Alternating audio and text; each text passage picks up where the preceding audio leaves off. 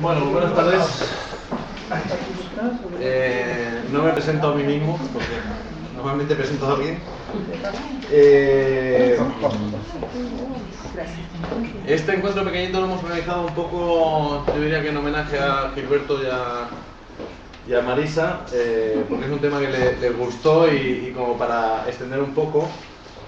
Yo es un tema que no diría que me obsesiona, pero es un tema que me interesa muchísimo y que de hecho es el eje del libro que publiqué hace poquito, que se llama Indios Negros y otros indeseables.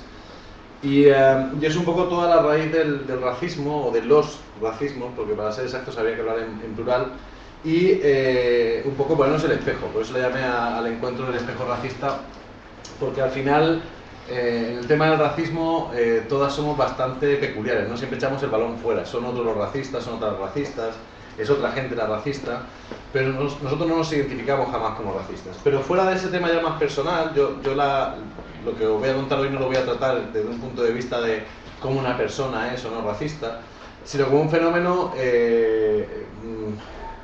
político para justificar todo un proyecto económico, que es un poco lo que cada vez más está más demostrado. Es decir, que el racismo no es un tema cultural. Normalmente decimos, no, la gente es racista por educación, la gente es racista porque, bueno, desde pequeño le enseñan así. Es verdad, pero esa educación no es casual, esa educación tiene un objetivo y además tiene una historia. Entonces, un poco lo que voy a contar hoy, podéis interrumpir en cualquier momento, podéis preguntar, podéis increpar, podéis hacer lo que queráis, y vamos avanzando. Yo quiero empezar por una cosa de la que no se habla mucho habitualmente, que es de la barbarie. Porque realmente todo esto empieza con el concepto del bárbaro. Perdón. Todo esto empieza con el concepto del bárbaro. O el bárbaro, que llama al teléfono, en el momento no, empieza con el concepto del bárbaro porque siempre ha habido esclavos, siempre ha habido como pueblos superiores, pueblos inferiores, o que se han creído, pero cambia del concepto del bárbaro al concepto del esclavo es cuando nace la idea del racismo. El bárbaro, y lo planteaba Aristóteles, era el que no podía hablar nuestra lengua, el que balbuceaba. Bárbaro viene de balbucear, el que balbuceaba nuestra lengua. Pero eso no significaba que no fuera humano. El bárbaro era humano.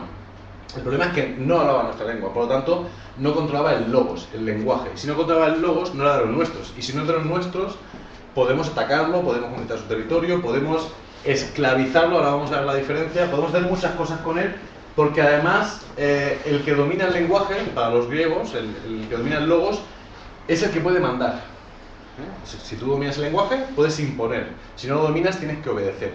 Entonces, Aristóteles, lo tenemos muy endiosado, pero pues bueno, al final era un filósofo del poder, se inventa un término maravilloso que es la capacidad de obedecer.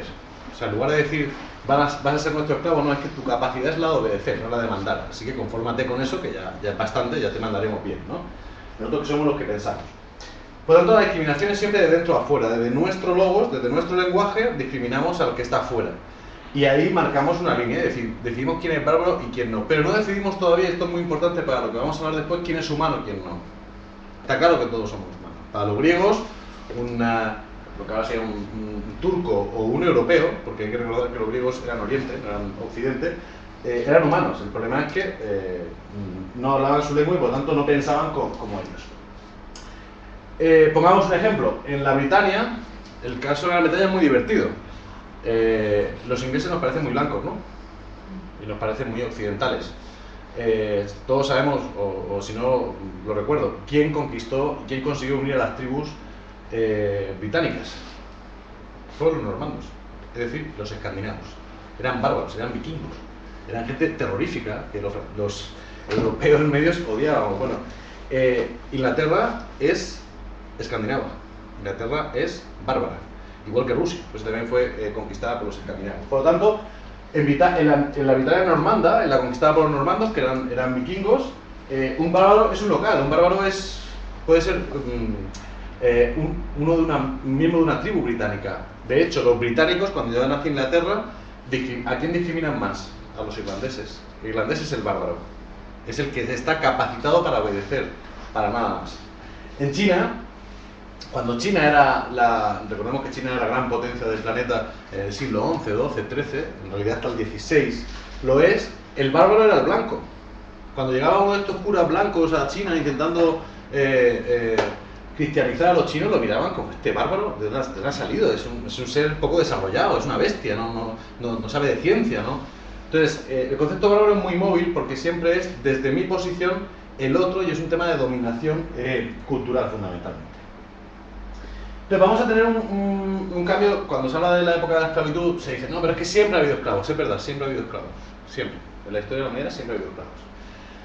Pero digamos que el esclavo casi siempre era fruto de ese concepto de bárbaro, es decir, yo te he ganado, tú hablas otra lengua, por lo tanto estás bajo mi servidumbre, pero esa servidumbre, como era un ser humano, siempre tenía dos variables. Una, si tú eres mi esclavo, te tengo que cuidar, es una persona, por lo tanto hay unos derechos básicos, digamos, que tengo que respetar: la vida, la alimentación, la salud y demás. Y segundo, siempre me invento un sistema de manumisión.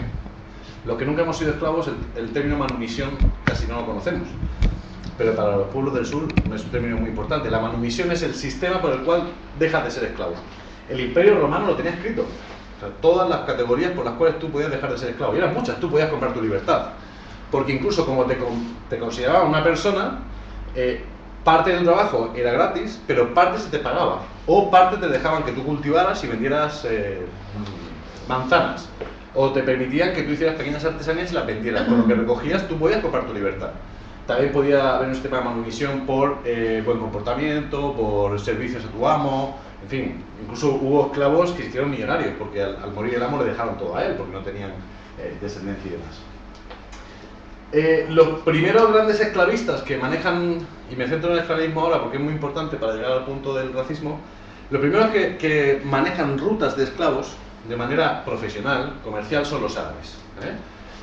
Los árabes son los que nutren a Europa de esclavos. Entre el siglo VIII y el IX es brutal ese tráfico, no era pequeño, y de hecho, bueno, os ponía el dato, entre el siglo XVI y el XVIII hay, esa esclavitud no era solamente de negros, era también de blancos. En el norte de Europa, en el norte de África había 1,2, o sea, 1.200.000 esclavos blancos. Los bárbaros éramos nosotros. Es muy interesante. La mayoría de esclavos en el Imperio Otomano, por ejemplo, eran rusos, eran eslavos. Un blanco para ellos era lo más horrible del mundo mundial, era un bárbaro. Seguía siendo una persona, pero era un bárbaro. Estos árabes que manejan las rutas, por ejemplo, nutrían a España. En el siglo XV, Lisboa y Sevilla son las ciudades con más esclavos africanos negros de toda Europa. Y el 10% de los habitantes de Sevilla eran negros. El 10% oficialmente. Se calcula que podía ser hasta un 25% porque los negros liberados, o sea, los que habían optado a la manumisión, o los hijos de parejas de mezcla, de negro y blanco, no eran contados como negros. O sea, que se calcula que podía ser hasta el 25% de la población. En el caso de Mallorca, encontré un estudio súper interesante porque está con nombres y apellidos, es impresionante.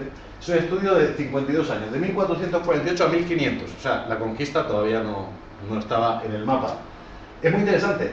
Hasta 1450, el 81% de los esclavos de Mallorca, que eran bastantes, eran de Europa Oriental. Blancos, todos.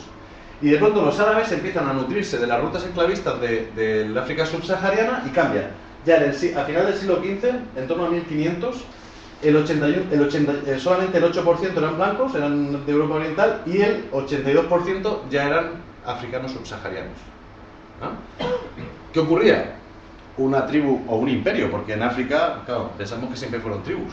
El imperio Mali en el siglo XI fue mucho más poderoso que cualquier estado-nación de Europa que nos podamos imaginar.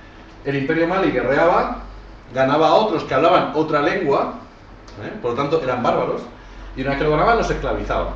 Como no necesitaban esclavos, porque no era una economía capitalista, no hacía falta mano de obra, se los vendía a los árabes. Y los árabes los subían y los vendían en el Mediterráneo. Muy sencillo. Porque Europa ya empezaba a demandar mano de obra. Diferencia, en el siglo XV o en el siglo XIV, en Sevilla, o en Lisboa, o en Valencia, lo que molaba era tener un esclavo porque daba estatus. El esclavo no trabajaba nada manual, eran siervos de casa. Era lo que quedaba muy bien cuando eras un señor de Sevilla o un señor de Lisboa, era invitar a la otra nobleza y que los que sirvieran la comida fueran negros, o rusos, o exóticos. Pero no era gente, no se utilizaban para cultivar el campo. ni para hacer cueros, no. Era un lujo tener un esclavo, era caro tener un esclavo, de hecho. Fijaros cómo va a cambiar la cosa en apenas 80 o 90 años, ¿no?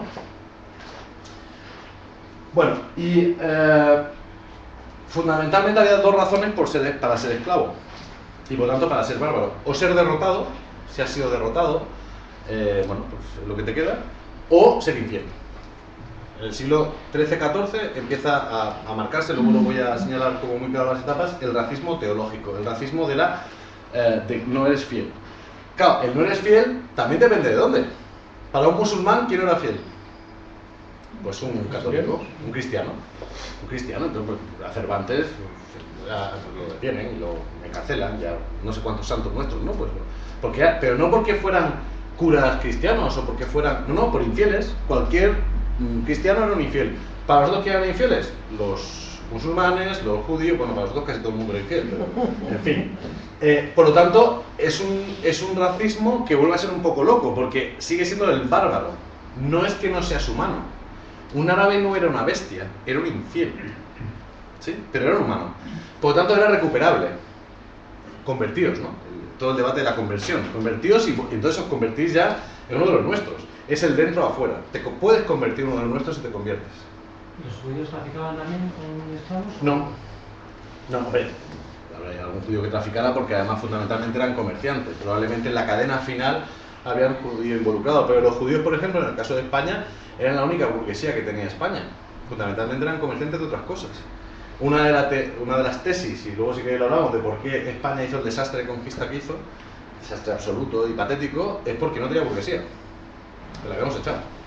O sea, cuando España llega a América, era un país medieval con señores feudales que nunca habían dado un palo al agua, que no habían hecho nada jamás, que no sabían hacer nada excepto rentar tierras. No tenían capacidad creativa, no eran emprendedores, diríamos algo. De hecho, los árabes del norte de África tuvieron esclavos españoles. Todos los prisioneros de guerra. 1.200.000 esclavos españoles. Eran blancos y muchos españoles. Claro, sí, muchos españoles, pero italianos, ingleses, claro, por supuesto. Y en las cruzadas, cuando los cristianos perdían, la mayoría eran esclavizados. Ahora, insisto, había sistema de manumisión. Eran esclavos durante un tiempo.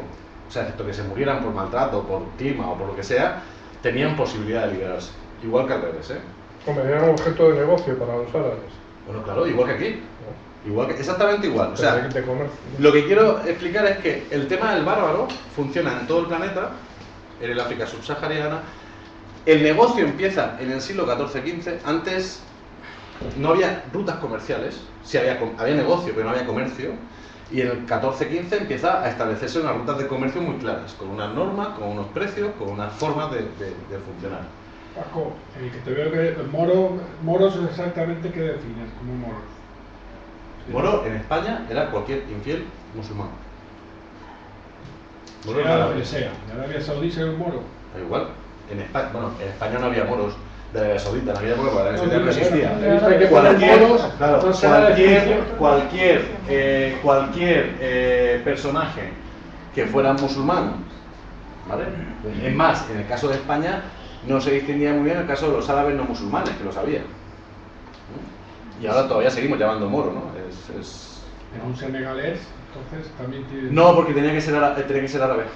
O sea, árabe musulmán o no musulmán, pero árabe. Árabe y musulmán. O sea, no llamaríamos jamás a un senegalés musulmán o a un tailandés musulmán o a una persona de Pakistán musulmán. No le llamaríamos moro. ¿Verdad? Moro, sí, pero tiene que ser árabe, ¿no? Bueno, pero solamente para recordar. Hay sistema de manumisión, desde Grecia hasta el siglo XVI, no se dudaba del carácter humano, pero llega un momento en que necesitamos inventarnos algo diferente. Hasta cierto momento, el otro era o un infiel o un derrotado, un perdedor, pero no se le quitaba su carácter de humano. Y llegamos a América y nos encontramos un problema. Llegamos a América con muchos negros. Varios de los pilotos de los barcos, de los mejores navegantes, varios de los miembros de las tripulaciones de los barcos que iban a América eran negros, esclavos o libertos. El primer dueño de una plantación en México, o sea, de una gran finca de plantación con esclavos, fue un negro. Fue uno de los pilotos de Pizarro. O sea que esto es muy curioso, pero era un negro blanqueado, porque ya había sido, había optado a la manomisión, era liberto y podía comportarse como un blanco. Cambiado de estatus, no de color. De estatus, de estatus. Es que ahora vamos a ver la diferencia del racismo. El racismo de color realmente no empieza hasta el siglo XVI-XVII.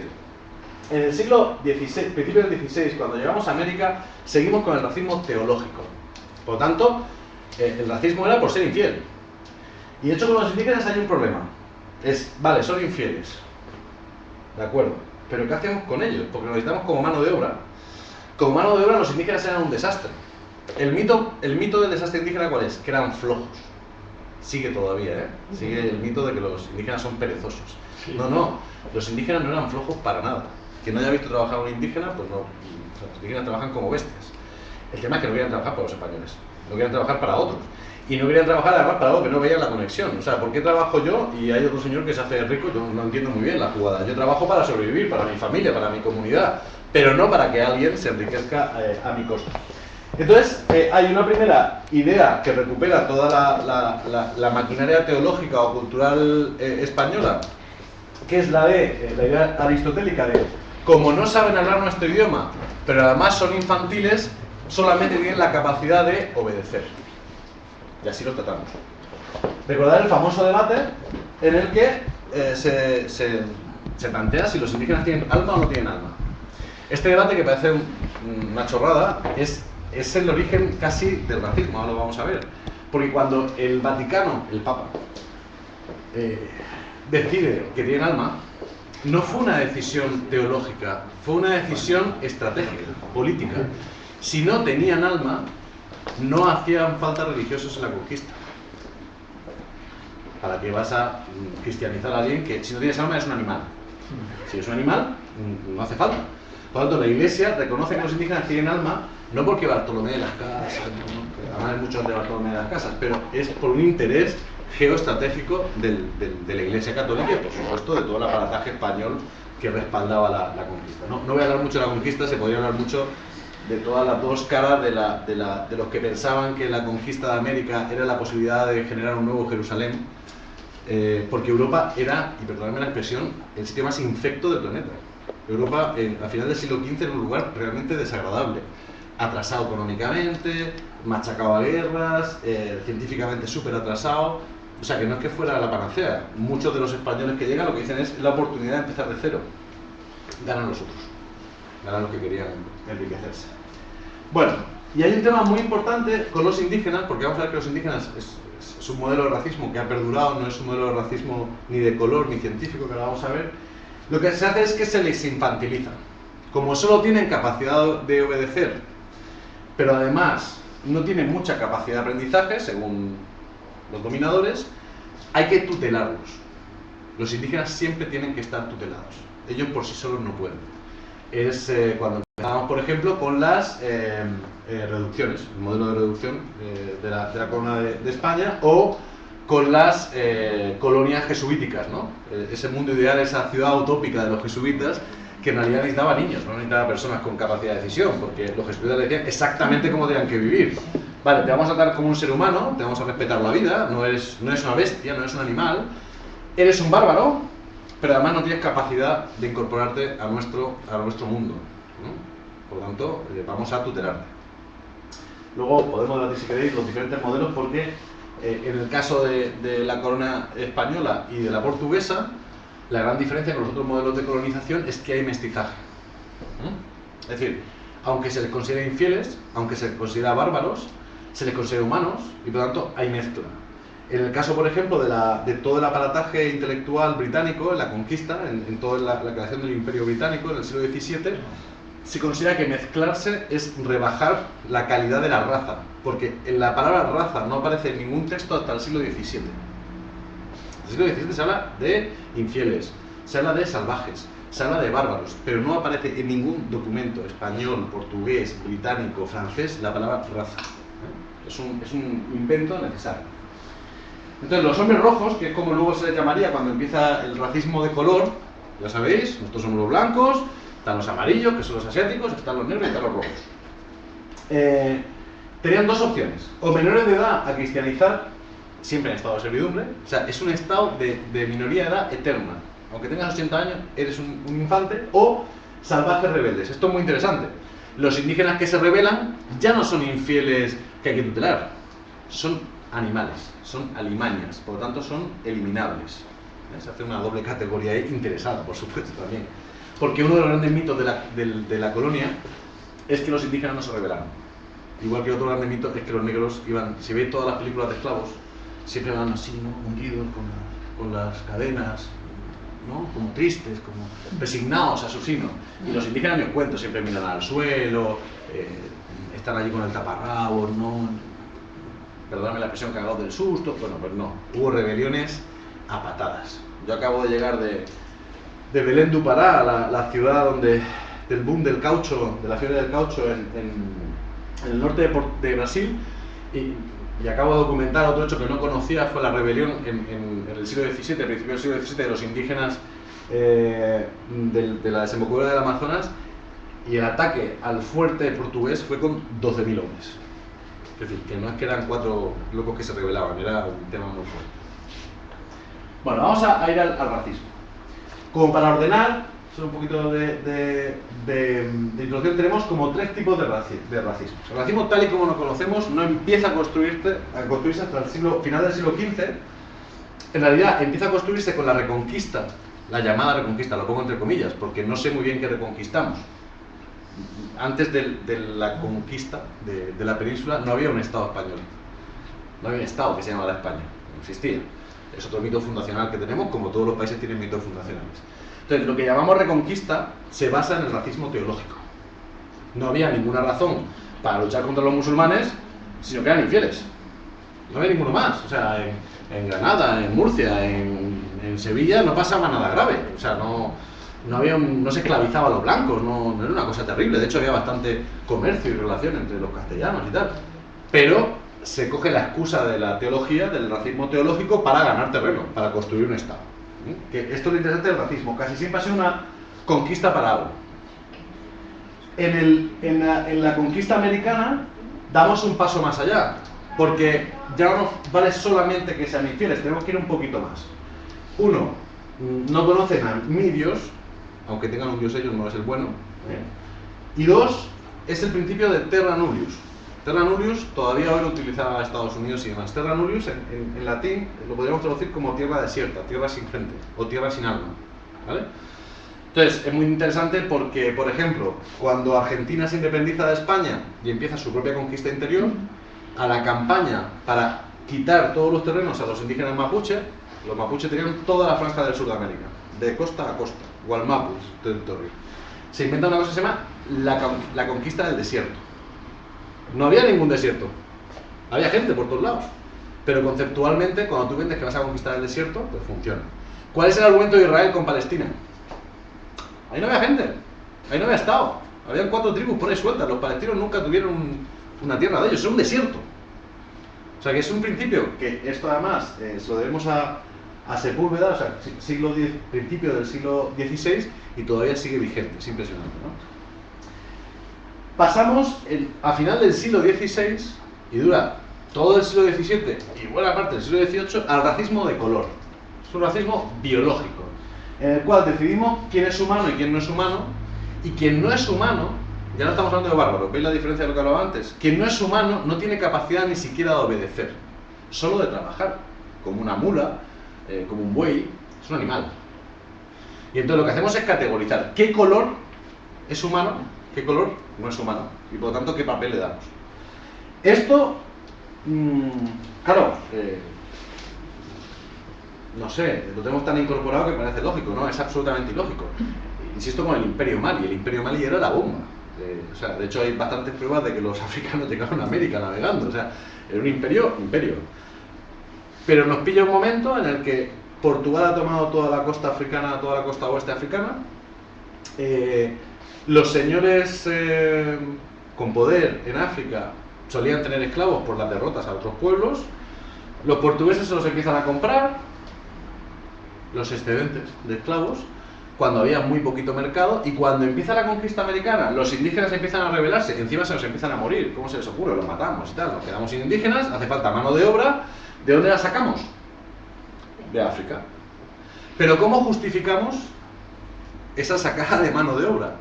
Pues hay que quitarles el carácter de humano, porque si no o sea, ni siquiera el cristianismo básico del siglo XVI podía justificar una brutalidad como esa, una salvajada como esa. Estamos hablando de 16, 18 millones de personas esclavizadas en un momento en el que el planeta tenía muchísimo menos habitantes que ahora, o sea, estamos hablando de unas dimensiones brutales. Ese esclavismo, que se basa en el racismo de color, es fundamental para entender el capitalismo de ahora. Es el primer capitalismo. Esa mano de obra no haría falta si no empiezan proyectos industriales. ¿Por qué se desarrolla el siglo XVII y XVIII? Pues cuando empiezan las plantaciones.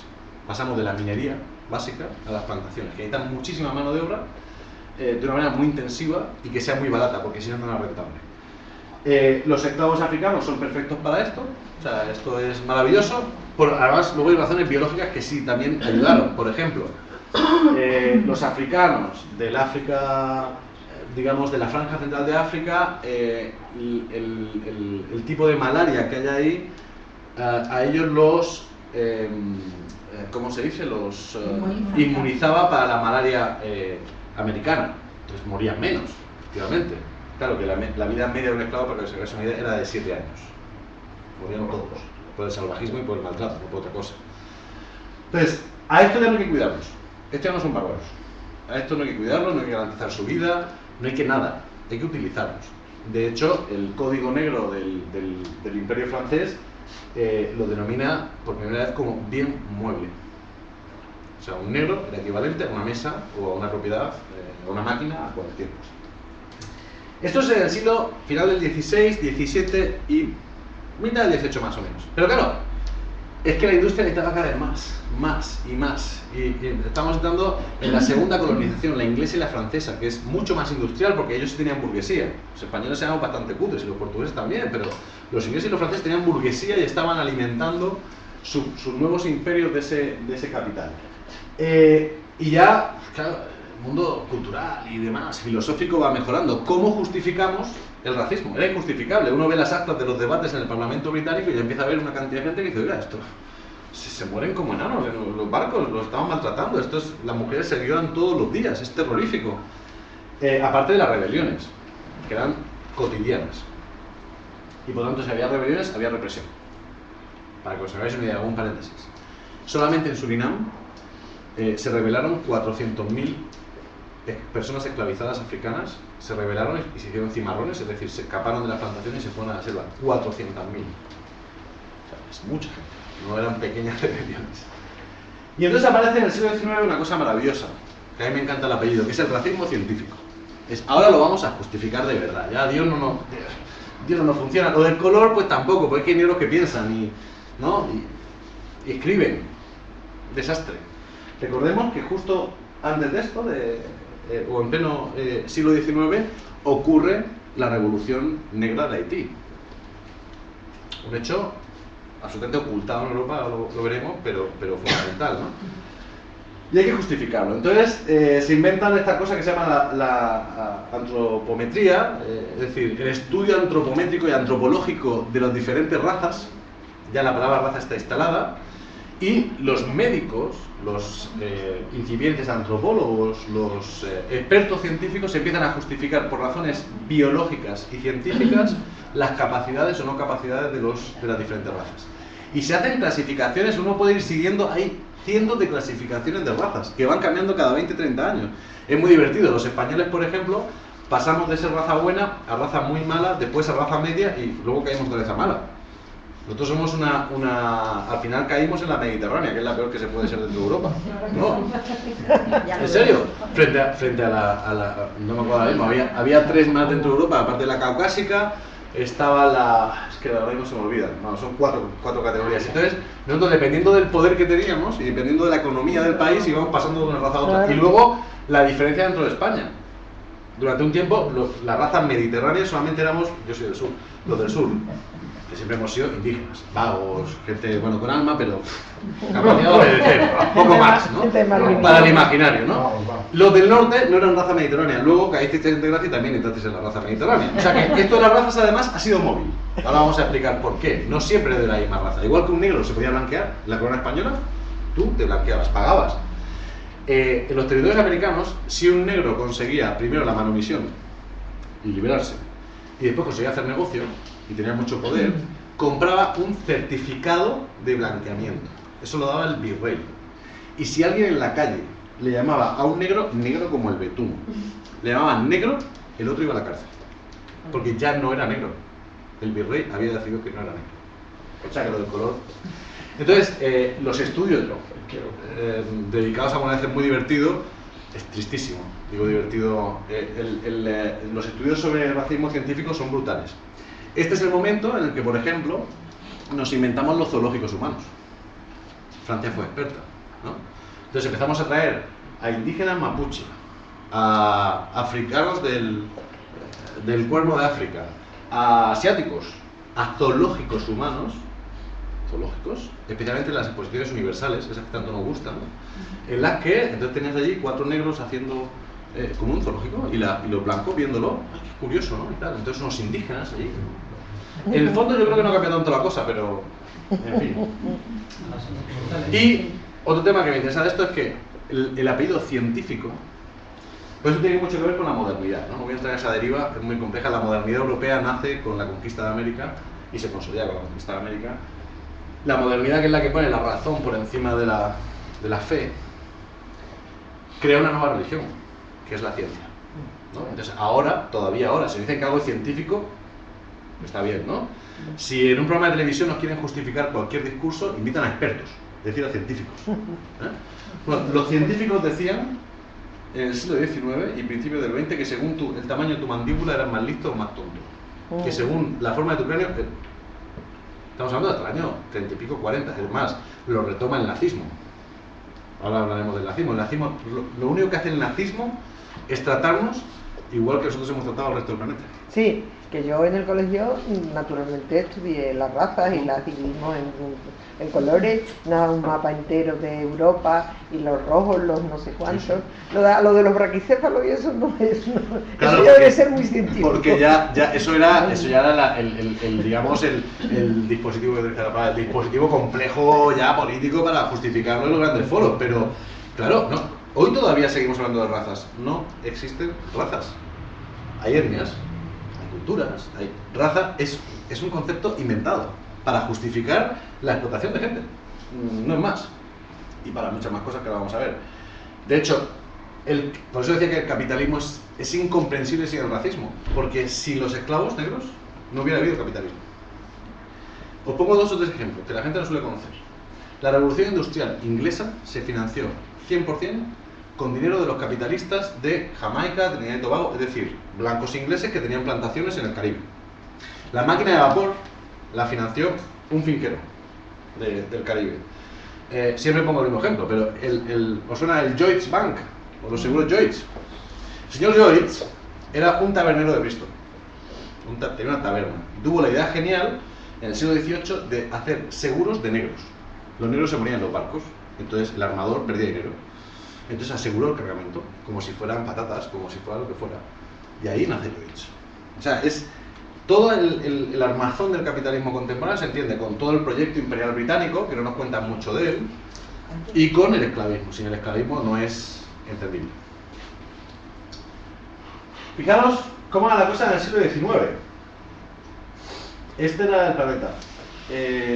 Estados Unidos se había independizado. La primera independencia de la América no británica es Haití. Haití, yo tengo, bueno, como mucha otra gente, la teoría de que todavía le estamos haciendo pagar lo que hicieron, ¿no? Fijaros, lo fue muy grave. Fue una revolución antimonárquica, anticapitalista y antiblancos. Y los haitianos, una vez que se rebelaron, pasaron a cuchillo a todo blanco que no pudo escapar. Creo que con cierta razón, no lo justifico, pero en fin. Toussaint Louverture, si alguien lo ha leído, es una joya, es una joya. Y la declaración, la constitución haitiana, en la que, por ejemplo, hay toda una parte de derechos humanos alucinante, que está basada en la Carta de Derechos Humanos del Imperio Mali del siglo XI y no en la Revolución Francesa. Porque, claro, los jacobinos negros eran los jacobinos negros, pero es más complicado. La Constitución de Haití, por ejemplo, dice una cosa maravillosa en su artículo 14. A partir de este momento, todos los ciudadanos de Haití serán denominados como negros. Y en realidad fue un bofetón a Europa, porque fue, si vosotros habéis dicho que todo el mundo que tiene estatus de ciudadanía es blanco, pues nosotros vamos a decir que son negros. Y puede ser blanco, pero aquí van a ser negros. Podrían haber dicho todos vamos a ser mujeres, o todos vamos a ser, bueno, de negros, claro, era su modelo total. Bueno, ¿Te acuerdas cómo lo cuenta eso de bonito en el siglo de las luces? Sí, claro, claro, es una maravilla. Eso de las luces es un básico ahí. Llegando con la guillotina. Bueno, yo tengo una imagen, yo en el libro que he publicado quería, ahora si queréis la pongo, hay un grabado precioso de la revolución haitiana en la que salen 3 negros ahorcando a un blanco. A mí me encanta, ¿no? Todo el mundo al revés. El editor consideró que era un poco bestia, pero no estamos acostumbrados a esa imagen. Lo otro nos parece normal. Sí. Un negro torturado, nos parece una mujer quemada por brujería, nos parece normal. Pero si un blanco, normalito, bien vestido, lo están ahorcando, nos parece como una injusticia, ¿no? Es muy raro. Bueno, como no me quiero derivar porque yo podría estar hablando como 8 horas sobre esto. Podría hablar de lo que pasó con el Imperio Británico, que es súper interesante. O sea, para entender el momento de ahora es muy interesante saber lo que hicieron los británicos, que recuerdo, son vikingos. Les duele, pero son escandinavos. Bueno, siglo XIX. Estados Unidos se ha independizado. Mentira. Este mapa es colonial. Esto se ha independizado. Las 13 colonias. Pues todos pensamos que Estados Unidos siempre fue esto. No, no, no. Estados Unidos era una pulga, ni siquiera esto. Esto de aquí, porque Florida tampoco. ¿Y cómo nace el Estados Unidos que conocemos ahora? Compran Luisiana y Florida, Luisiana de Francia y Florida de España, se la pagan, y el resto nos cargamos a todos los indígenas, porque es el destino manifiesto. Es decir, este es otro armazón racial. Nosotros somos la raza que tenemos que llevar la civilización. No hay por qué cristianizar a nadie ni mezclarse con nadie. Hay que acabar con ellos o aislarlos en reservas. Ocupan todo esto y después hacen guerra con México, que se ha independizado, y le quitan el 45% del territorio. O sea, que quiere decir que la independencia de Estados Unidos, que este mapa es colonial, es esto. Bien. El resto de América se independiza, excepto estos casos de aquí, Guyana Francesa, que sigue siendo una colonia, por cierto. Surinam y Guyana Británica, Belice, Puerto Rico, y bueno, aquí también este mapa es bastante colonial porque no sea el resto del Caribe, todas las Antillas Menores y demás. Pero bueno, para que os hagáis una idea. Todo lo demás está conquistado por estos países. Lo que está en este colorcito es Inglaterra, Francia es todo esto, ¿verdad? Y aquello, Alemania, Italia, Rusia, España, Portugal, Países Bajos, el Imperio Otomano y Bélgica. Básicamente, bueno, España ya tenía 4 pulgas, pero básicamente ese es el reparto del planeta del siglo XIX. Por lo tanto, lo del racismo científico es muy importante. Pero tú, ¿cómo justificas que tienes la India colonizada en el siglo XIX? O toda África. Es un poco fuerte, ¿no? Es que son inferiores. Os voy a poner un texto que a mí me encanta porque como la ciencia la tenemos, ¿no? ¿Y qué nos han contado? Tenemos nuestros héroes científicos. ¿Cuál es el héroe científico de los que no somos religiosos? Por antonomasia. Darwin. Entonces, cuando a alguien se le ocurre ser anti-darwinista, es una bestia parda, ¿no? No, depende. Depende de qué parte de Darwin. Porque Darwin que creía profundamente en las razas. Fijaros esto. En un momento del futuro, sin duda no muy alejado, si lo medimos por siglos, la raza civilizada del hombre, es decir, nosotros británicos, casi con toda certeza exterminarán y reemplazarán a las razas salvajes a lo largo y ancho del mundo. Al mismo tiempo, los monos antropomorfos, como ha señalado el profesor Schausen, serán exterminados sin ninguna duda. La distancia entre el hombre y el animal se agrandará, puesto que se extenderá entre un hombre en estado de civilización superior, como podemos esperar, al del caucásico actual, y algún mono tan inferior como el babuino, en lugar de como actualmente entre el negro o el asturiano y el gorila. Es decir, para Darwin, un negro es equivalente a un gorila, es equivalente a un saxo. Es muy fuerte.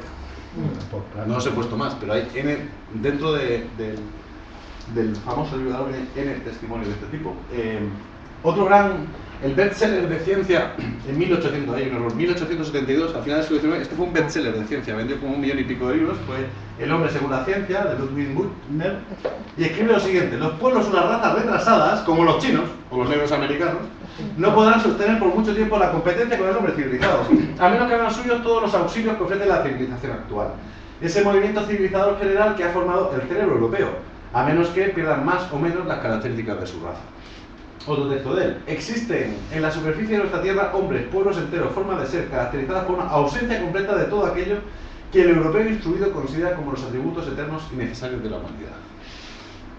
Este era el aparataje cultural que justificaba el racismo. Y de ahí venimos. O sea, estos somos nosotros, nuestros padres científicos y filosóficos.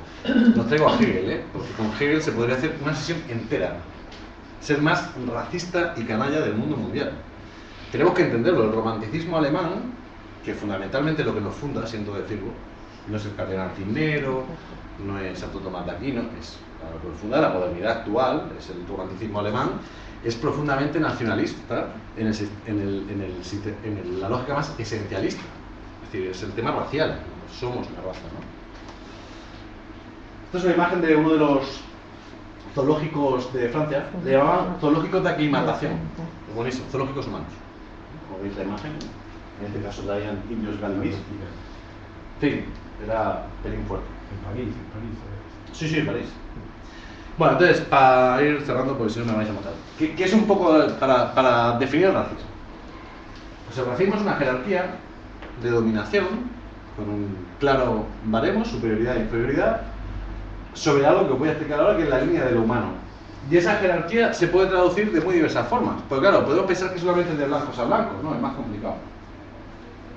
Por ejemplo, os decía, los ingleses eran racistas con los irlandeses, todavía son. Las élites postcoloniales africanas, asiáticas o americanas son racistas con los indígenas. O por ejemplo, en Haití, la élite que es mulata es racista con los negros. O los dominicanos negros son racistas con los negros haitianos. Marruecos, Ahora voy a explicar por qué. Marruecos con los negros del sur es terriblemente racista. Por supuesto, es que ahora voy a explicar. Todo es un sistema global. Entonces, ¿por qué hay un racismo global? Digamos, el gran racismo es blanco, no blanco. Y eso sigue estando ahí. Pero luego hay racismos locales, ahora vamos a ver por qué, ¿no? Ahora viene la de Dios, este es el gran cuadro, ¿no? Este cuadro lo he construido un poco con toda la lógica de las... Ahora mismo hay todo un movimiento académico que es la teoría decolonial, o colonial, ahora vamos a ver qué es. Y uno de mis héroes personales es Frantz Fanon, no sé si alguno os sonará. Fanon fue muy famoso ante cierta izquierda de los 70, pero luego fue muy poco famoso porque en realidad, como estuvo luchando con los argelinos por la independencia contra los franceses se encargaron de enterrar la memoria de Fanon, ¿no? Fanon era de Martinica, negro como el betún, y escribió un libro imprescindible en la biblioteca de cualquier ser humano que se llama Piel negra, máscaras blancas, que es una pasada. Era psiquiatra además. Murió en Argelia porque además, aparte de psiquiatra y teórico, era un tío se fue a liberar Argelia de los canallas franceses, ¿no? Bueno, Fanon llamó de la línea de lo humano. Y ahora, en nuestra época contemporánea, un académico portugués muy importante, el único académico europeo con peso en esto, que se llama Boaventura de Sousa Santos, le llama la línea abisal. Esta línea es la que marca dos cosas: la zona del ser y la zona del no ser, o la zona del humano y la zona de lo no humano. Entonces, esta línea, obviamente, la zona del ser es la zona superior, la zona del no ser es la zona inferior, marca esa jerarquía superior-inferior.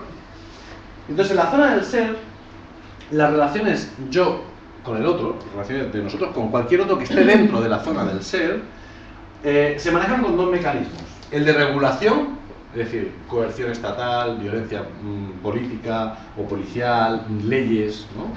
Todo lo que conocemos que nos regula, o con mecanismos de emancipación. La mujer intenta emanciparse del patriarcado, el tal, pero no hay una opresión racial. Dentro de la zona del ser, en teoría, a nadie lo machacan por ser de otra raza. El tipo de opresiones son de clase, pobre, rico, en fin, trabajador, no trabajador, capital, tal, por sexualidad, por género, pero no es un tema racial. Puede ser incluso por religión, en fin.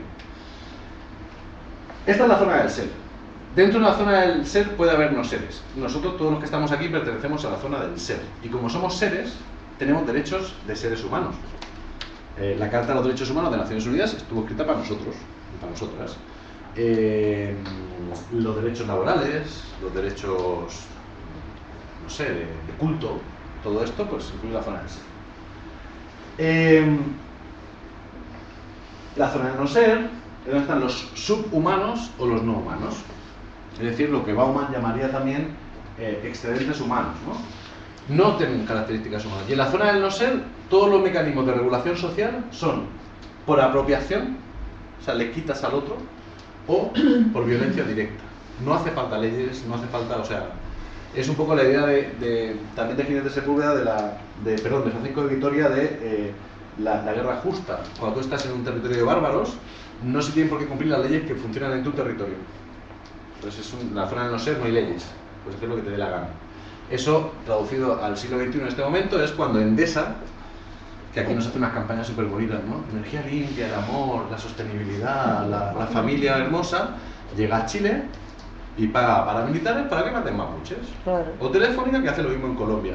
El mismo ser, la misma persona que aquí en España jamás se le ocurriría hacerlo, no por miedos, sino porque aquí le parece razonable cumplir la ley, los derechos humanos, o más o menos razonable, y allí le parece que no es necesario, o sea, que no hace falta, no son humanos.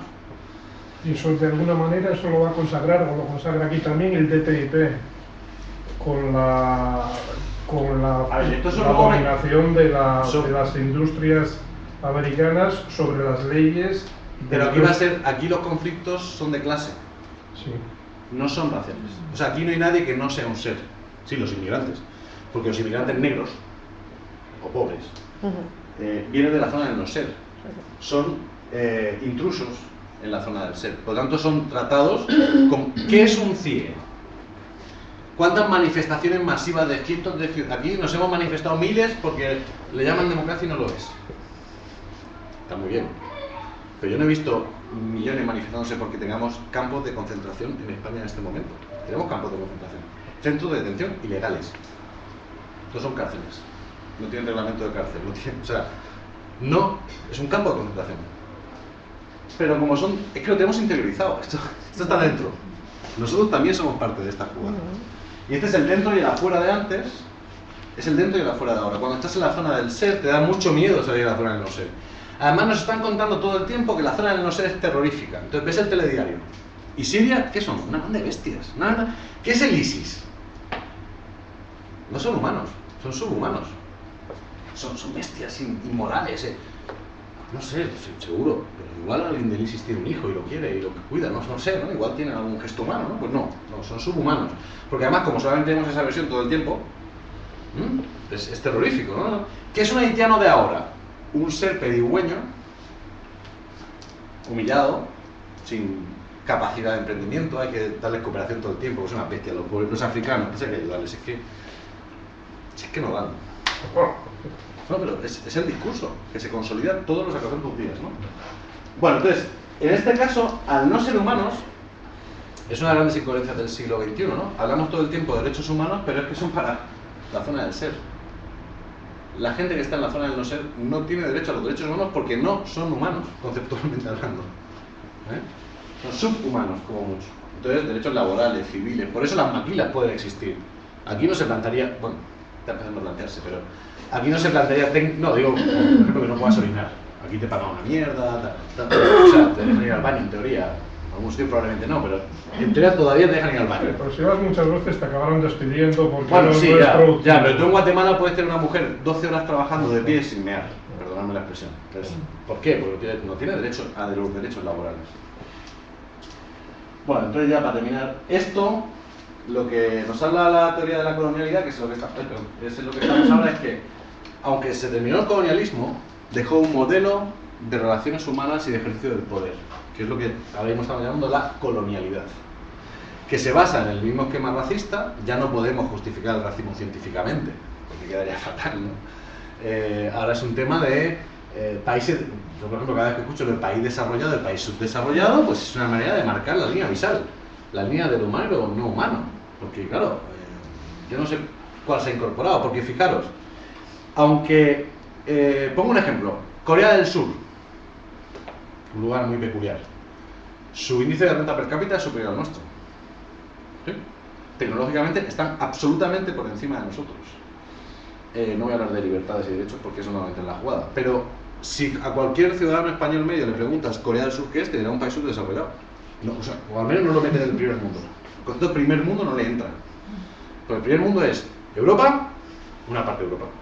Es Europa, Estados Unidos y Japón tampoco. La verdad no tiene editorial porque Japón no entra, aunque lo es, por supuesto, ¿no? Bueno, entonces queda una colonialidad del poder basada en una organización racial del trabajo, y eso es bastante comprobable. Todo esto se soporta en una colonialidad del saber, es decir, una manera de imponer qué es conocimiento y qué no. Lo que produce Europa o Occidente es ciencia. Lo que producen otros pueblos es magia, son saberes, son conocimientos ancestrales, son espiritualidades varias. Pero aquí es ciencia. Cuando vemos, yo siempre pongo el ejemplo, cuando vemos una enciclopedia de arte universal, básicamente es arte blanco europeo y como mucho estadounidense. Yo nunca he sabido mucho de arte africano o de Papúa Nueva Guinea o de Chile o de... Bueno, de Chile son medio blancos, pero tampoco mucho. Tampoco. El arte universal es nuestro arte. La literatura, los cánones de literatura universal fundamentalmente son los nuestros. Y se nos cuelan aquellos de la zona del no ser que han sido aceptados en zona del ser. Por ejemplo, ¿qué autores árabes, que son pocos, pero cuáles triunfan? Los que publican en Francia, los que Francia acepta. Francia, pongo un ejemplo, ¿no? Puede ser otro lugar. ¿Qué autores latinoamericanos han tenido éxito? Los que Carmen Barcels, que es blanca, decidió que eran los escritores latinoamericanos. El resto no existen, están en la zona del no ser, ¿no? ¿Qué escritores negros estadounidenses triunfan? Los que las universidades estadounidenses, el establishment blanco acepta dentro de... los otros son panteras negras, son salvajes, son violentos, son agresivos, no creen en la tolerancia. Bueno, y todo esto al final lleva a una cosa muy práctica que es la que nos afecta, porque claro, esto es difícil de detectar, o sea, llevaría para varias horas de seminario y no de una charlita, pero esto lleva a una colonialidad del hacer, unas prácticas culturales, un día a día que es colonial. Esto lo notamos ahora, por ejemplo, muchas cosas simbólicas, cuando un español, voy a poner ejemplo un español porque no voy a hablar de un alemán,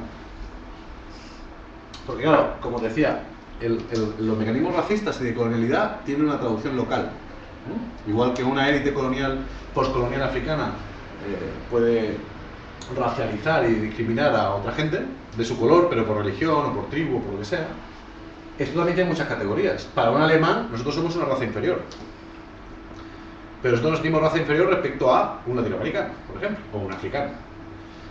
Entonces, hay conversaciones, yo me lo paso muy bien, como hay tanto español o española en el extranjero buscándose la vida, es gente que sale buscándose la vida, pero como tienen un concepto de raza muy potente, o sea, soy europeo, soy guay, soy blanco, está en Chile y da lecciones todo el tiempo.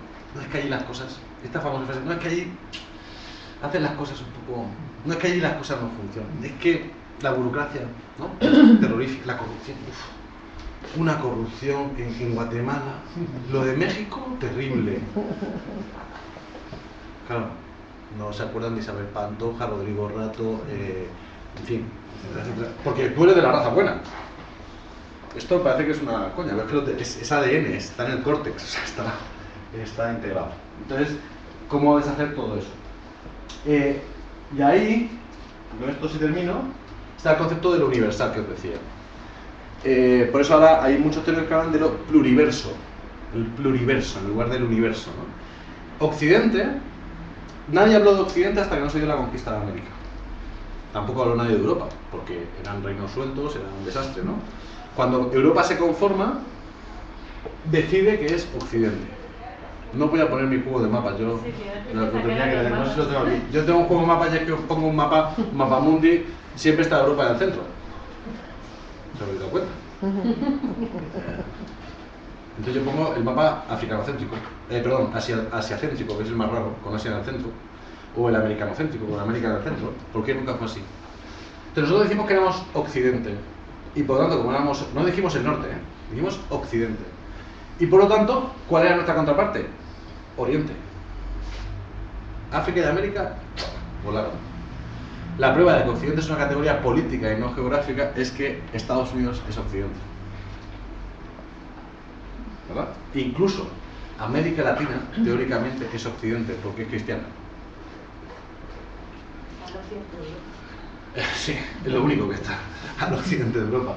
Entonces, nosotros definimos el periodo de la modernidad, A, que era la razón, B, que era Occidente y que no era Occidente, Y a partir de ahí una cantidad de cosas, ¿no? Decidimos qué era religión y qué no era religión. O sea, nos parece muy normal que unos tipos con capucha salgan llevando a un tío de madera encima de un trono, que haya 800.000 personas como enfermas mentales allí llorando, y que salga una señora y cante de un balcón y todo el mundo llore. Eso es religión.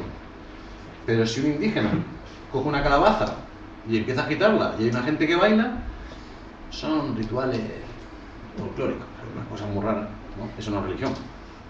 Pero eso a día de hoy, no en el siglo XVI. O sea, llegó un tipo del siglo XVI y le pareciera, pues esto lo puedo entender. No mucho, pero bueno. Pero ahora nosotros lo seguimos viendo así. No nos parece extraño que cuando hay una crisis social o tal, el obispo del lugar se pronuncie públicamente. Pero, ¿y qué pasa si habla un rabino o un imán? Se está metiendo en asuntos que no son suyos, ¿no? Un obispo puede hablar de cualquier cosa. Entonces, claro, en un país árabe, justo lo contrario, este esquema se reproduce. Lo que pasa es que, como decía, hay un racismo universal, que es el nuestro, y luego están los micro-racismos. Y una cosa muy importante es que eso universal, como se determinó entre el siglo XVI y el XVIII, y durante las conquistas de América, en la primera oleada española y portuguesa, en la segunda inglesa, francesa, holandesa, bla, bla, bla. Pero claro, decimos inglesa, holandesa, española. No. Quien conquistó, quien hizo ciencia, quien definió, quien escribió, era un hombre, varón, blanco, europeo, capitalista. Uno de los temas claves en la definición del racismo en el siglo XVI fue: no entienden la propiedad privada. El propio Bartolomé de las Casas, que es el héroe de los indigenistas, decía: bueno, son casi humanos, pero nos falta enseñar lo de la propiedad privada. En serio, ¿eh? O sea que eran capitalistas, eran cristianos, muy importante, eran patriarcales y eran heterosexuales. Entonces, si queremos encontrar todas las exclusiones contemporáneas, ¿a quién excluimos? A la mujer, a cualquiera que no sea blanco, a lo que no es occidental. Lo de europeo lo deberíamos ampliar a occidental, porque Estados Unidos en realidad es el heredero de Gran Bretaña, es la Gran Bretaña nueva, ¿no? No capitalista. Entonces, por ejemplo, si hay una práctica económica no capitalista, es no desarrollada. A cualquiera que no sea cristiano. Es decir, los cristianos hemos pasado por cuchillo a la mitad del planeta. Lo seguimos haciendo, ¿eh? Porque, es decir, las invasiones de Estados Unidos o lo que hemos hecho los españoles todavía, mandamos soldados a sitios muy duros, matamos gente. Pero el ISIS también mata gente. Es que no son cristianos, pero mucho peor, lo hagan como lo hagan. Hoy veía en el telediario: una de las características terribles del ISIS es que utiliza los medios de comunicación para hacer publicidad de sus acciones. Yo me acordaba de, ¿os acordáis cuando Estados Unidos invadió Irak la segunda vez televisado, en directo, en la playa? Sí. ¿O en Somalia? Ah, eso no era publicidad de una acción violenta. Todo el escándalo que se montó cuando quemaron a un periodista o dos periodistas. ¿En Somalia? En Siria, los islámicos, bueno, los llamados islámicos. Y todo el escándalo es que lo habían quemado vivo. Nadie se acuerda de con los aviones, cuando meten las bombas de napalm a las poblaciones palestinas o a cualquier otra, allí también se están quemando vivos. Sí, lo que pasa es que pero el escándalo es que quemaron al periodista ese. Ahí sí os recomiendo, hay un filósofo alemán, Günther Anders, lo recomiendo si a alguien le interesa, es el primer marido de la primera pareja de Hannah Arendt. En este caso la mujer por primera vez es más conocida que el hombre. Es hecho significativo, pero Günther Anders fue muy importante, fue el padre del movimiento pacifista antinuclear y luego se convirtió en un tipo muy violento, porque entendió el mundo, claro. Y él tiene un principio que es el principio de no imaginación. Occidente, él dice que inventa una forma de matar que desconecta al asesino de imaginar las consecuencias de lo que haces. Y cuando tú tiras una bomba nuclear de un avión, es muy difícil imaginar a la gente cayéndose la piel a trozos. Cuando tú matas a un tío como los del ISIS con el cuchillo, tal vez no sabéis la sangre, es muy desagradable, claro, pero escuchas cómo se rompe, ¿no? Es otra cosa. Cuando tú utilizas un dron, como ahora, un estadounidense sentado en un sillón muy especial en Kansas y está matando peña en Siria, hay una ruptura completa de la capacidad de imaginar las consecuencias de tus actos. Y Günther Anders tiene un libro maravilloso que se llama Llamar a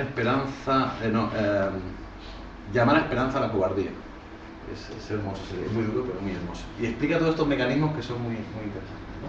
Bueno, entonces esto es lo que marca al final todas las variables. Yo solamente... ¿Rusia es occidental? Rusia no. No, no, oriental. No, os voy a recomendar mi último descubrimiento.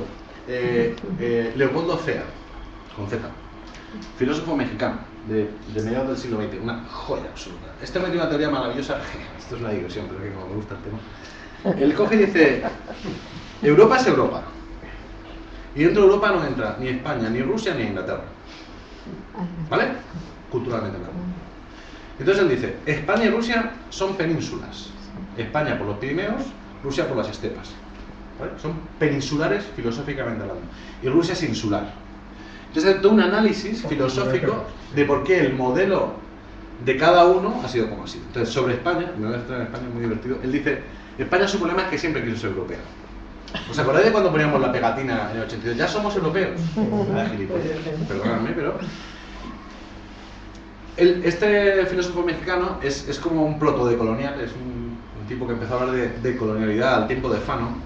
Él plantea, España tiró el imperio por querer ser europea. Todos los beneficios del imperio español los invirtió en las guerras europeas porque quería tener un papel en Europa, tenía obsesión por tener un papel en Europa. Y Europa despreciaba a España, la despreciaba absolutamente y obviamente la sigue despreciando, pero es una obsesión española de ser europea, en lugar de aceptar su condición. Rusia también. Rusia conquistada por un lado por escandinavos y por el otro por los mongoles, porque vamos, rusos hay pocos, de hecho no existía Rusia, lo primero que existe es Moscovia, que la crean los escandinavos, es así, una tribu vikinga. Los rusos quieren ser el segundo imperio sacro-romano. Cuando cae el imperio sacro-romano, digamos que tenemos tres grandes capitales del cristianismo: Constantinopla, Roma y Rusia, Moscú, quiere ser la tercera capital del cristianismo. Pero del cristianismo ortodoxo, ¿cómo se les ocurre? Porque cogen la herencia del imperio sacro-romano. Es un error brutal. Entonces Rusia también tiene una obsesión permanente porque Europa le haga caso, la mide, pero un europeo medio no ve a un ruso como un europeo, ni de broma. Tú puedes decir que forma parte de Occidente, tampoco. Y fíjate que he contado que desde el siglo XI-XII los eslavos eran esclavos de los árabes y de los europeos. Y los ingleses entonces genéticamente son no, parecidos a los rusos. No, claro, entonces la tercera fase son los, hombre, era otra rama escandinava, que son los normandos, pero los normandos, que son los únicos que consiguen unir a las bestias pardas que eran los británicos, más tribus ahí, pues, tipo Corocota, ¿no? Que no había ni yo que lo conquistara, pero llegan los normandos y los controlan, ¿no? Los normandos eran... Sí, sí. No. Sí, pero... Gran Bretaña lo conquistaron. Pero hay una diferencia, los romanos no se mezclaban. Los romanos seguían siendo romanos. Los vikingos, conquistadores, lo que era una estrategia muy curiosa. Los vikingos conquistaban territorialmente y se fusionaban con el pueblo que conquistaban. No querían imponer una religión, simplemente querían control territorial. Entonces, los normandos se hicieron, tú ves Normandía y parecen franceses, ¿verdad? Bueno, pues Normandía se llama Normandía porque la conquistaron los normandos, que eran escandinavos. Inglaterra la conquistaron los escandinavos, los normandos, pasaron de Normandía a Inglaterra. Entonces los ingleses, la teoría hacía muy interesante, es que durante un tiempo también quisieron ser europeos. Pero después de la guerra de los 100 años, se dieron cuenta que eso era un negocio terrorífico. Y entonces dijeron, el mar que nos aísla es el mar con el que podemos conquistar. Y crean el famoso imperio naval británico, que se olvida de Europa y con Europa solamente pelea o juega. Fijaros que explica la Unión Europea, esto está escrito en 1930 y pico. La relación con Europa solamente interviene para garantizar sus intereses comerciales. No les interesa nada más. No quieren imponer su modelo, no quieren... No, es una jugada. Bueno, altamente recomendable. Bueno, un mexicano que a mí me cae muy bien y que ahora estamos editando un libro, él dice que en este momento lo que vivimos es, él tiene un término que me parece muy interesante, que es la humillocracia. Es decir, potencias imperiales que están no solamente racializando otra vez con el principio de la civilización, sino que están humillando al enemigo, y hay un tema de humillación, pero claro, técnicamente estamos todos los Estados-naciones en la ONU, ¿no? O sea que supuestamente nos hemos reconocido mundialmente como iguales, pero en la práctica hay imperios que humillan. Hay un proyecto de neocolonización y eso es evidente para quien haya estado en el sur.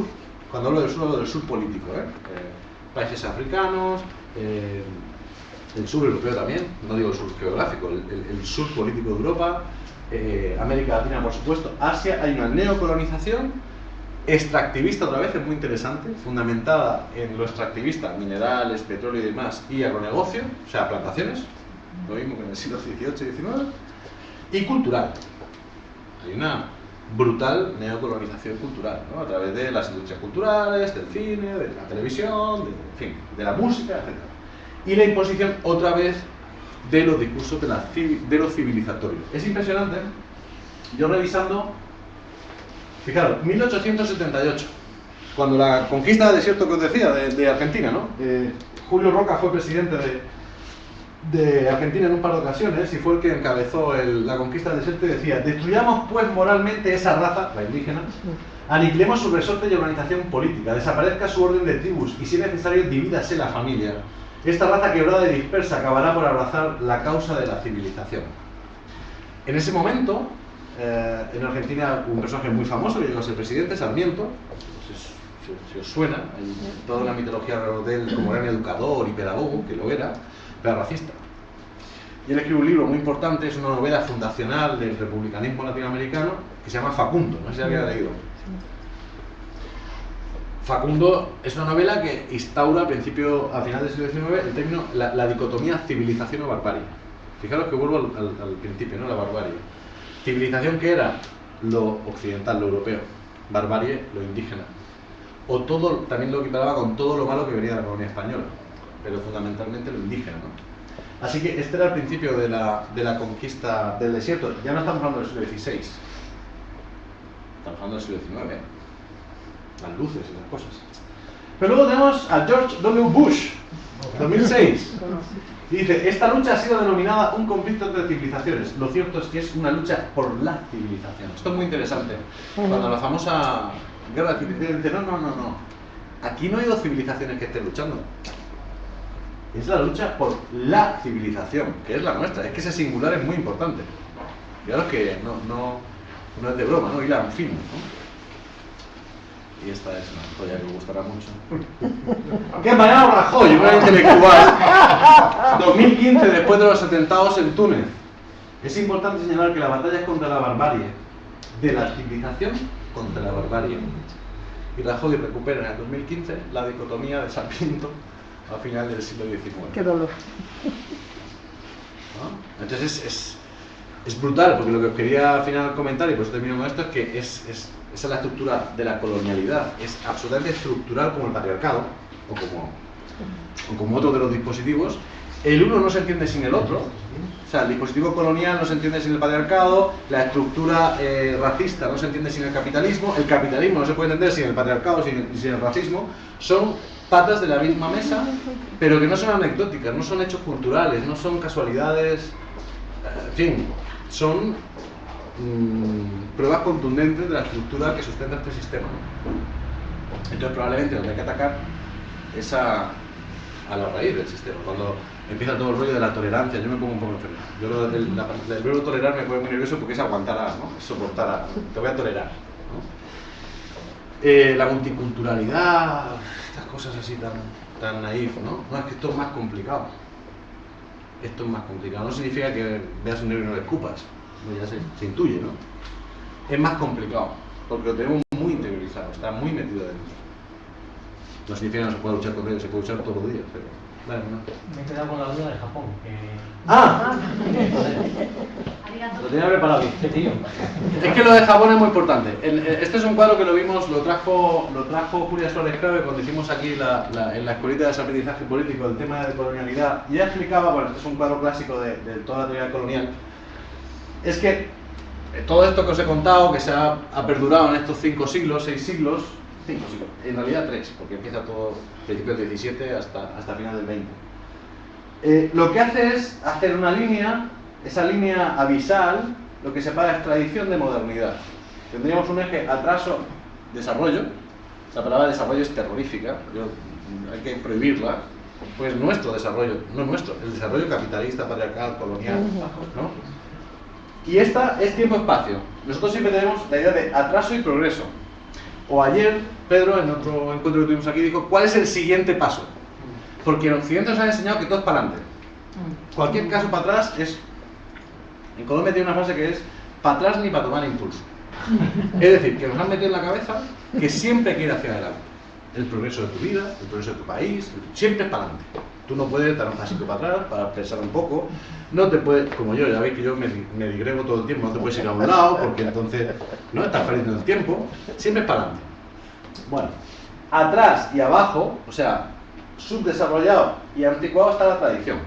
Y cuando hablamos de tradición hablamos de subdesarrollo. Esto que yo pongo aquí, Asia, África, América Latina, también se da aquí. Ahora lo explicaré cómo. Y hacia adelante y arriba del estatus está la modernidad, que es lo que mola, ser moderno. ¿Qué decimos cuando alguien, ¿no? Alguien que va bien vestido, ¡jo, qué moderno, ¿no? Qué guay, ¿no? Qué estética tan moderna. Nadie dice, uy, qué estética tan tradicional, ¿no? No suele pasar. Bueno, el problema de este esquema es que no es compatible. O eres moderno, o eres atrasado, o estás en medio. Pero no puedes tener las dos cosas al mismo tiempo. Es decir, no se contempla que al mismo tiempo que hay un neurocirujano formado en Harvard operando con láser un tumor, puede haber un médico tradicional indígena o africano tratando una verruga, por no poner el tumor, con unas hierbas. No es compatible. O una cosa o la otra. O te asuma la modernidad o lo otro es pasado. Por lo tanto, ¿quién lo estudia? Los antropólogos. Es mentira, las empresas lo tienen muy claro. Entonces, todas las patentes de las farmacias nuestras están llenas de la selva. Eso es una pasada. Le hemos robado todo, ¿no? Pero no fue nada hasta que un científico nuestro nos dijo esto es algo. Mi teoría sobre Japón. A Japón lo despreciamos profundamente. Profundamente. Primero porque las películas de los gringos sobre la Segunda Guerra Mundial nos han hecho odiarlos. Esto es como los nazis. ¿Verdad? O sea, no hubo un solo alemán con alma. Todos eran malísimos y terroríficos y odiosos, y excepto los judíos. A los gitanos no los mataron, ni a los gays. Los campos de concentración para gitanos, para homosexuales, eso no existe, solamente de judíos. Pero bueno. Entonces, Japón, aparte de todo eso, en Japón convive al mismo tiempo la modernidad y lo que nosotros consideramos tradición y atraso. Entonces, tú en Japón puedes tener el mayor desarrollo tecnológico de la bomba y una tía con los pies atados para que no le crezca. Bueno, pues el caso de vale, no me sé la tradición japonesa, la que sea, pero creo que me entendéis el ejemplo.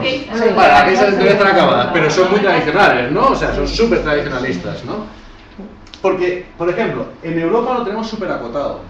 Un tío con un tambor y un pítulo, unas fiestas populares, son tradición. Y tienen su espacio, es un espacio de folclore. Entonces, cuando hablamos de cultura, no hablamos de folclore. Se le pone apellido popular, como mucho, ¿no? Pero básicamente folclore. Entonces, en el FIS, Festival Internacional de Santander, nunca veremos una orquesta de pandereteros. Si alguna vez va, sea como una anécdota rarísima, ¿no? Fusionada con una orquesta de música clásica. No, pero el requinto del pito de guitarra es un clarinete, realmente. Ya, pero no, pero un clarinete es un clarinete y un requinto es un requinto. Entonces, lo que quiero decir es, al final nosotros también acotamos muy bien los espacios, pero lo tenemos aislado. En el caso de Japón, no. Y es un lugar que nos despista mucho, son muy raros. Entonces, tiene unos ceremoniales muy extraños cuando hacen negocios. Y... En Japón ves por la calle gente con fuecos, como si fuesen ahí con las barcas a día a día. ¿Verdad? Claro, pero imagínate que aquí no. Alguien viene a la ciudad con las barcas. ¿Qué piensan de él? Revilla. Ay, pobrecillo, ¿no? Bueno, perdón, de Revilla, al cual no defenderé ni pública porque tampoco tengo elementos, la gente que lo critica y de lo que se ríe de él es que no es moderno. No tiene nada que ver, o sea, yo no he escuchado un análisis, oye, mira, las políticas públicas, no, es que es un señorín de pueblo, es decir, atrasado. Entonces nosotros lo tenemos muy claramente identificado. Esto afecta a todo. Un chaval que nace en un pueblo en poblaciones y ve la tele, ¿habéis visto algún canal de televisión rural? No, existe. pero sí los hay, ¿no? Eso es un programa. De hecho, un canal de televisión rural. Es decir, que el programa sea como cuidar de las vacas, que el siguiente sea la fiesta del pueblo de no sé qué, que todos los programas rurales. Que los presentadores y las presentadoras sean del entorno, no. Un chaval de un pueblo aquí o en Tombuctú ve televisión urbana, porque es un producto moderno. Entonces está todo el día viendo un mundo que no es suyo, es el de la modernidad.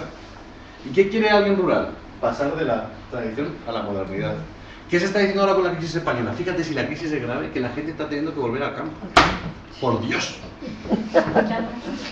Se cuenta como un drama. Entonces, bueno, este es el gran esquema que funciona y bueno, por eso, más allá de, yo no me entro en el debate religioso de los árabes o musulmanes, perdón, o tal, me da igual, lo de los animistas, el rechazo fundamental es a la gente que no se ha incorporado a nuestra, no hay más modernidad que la nuestra, es lo que decía Bush, no hay más modernidad que la de nuestra civilización.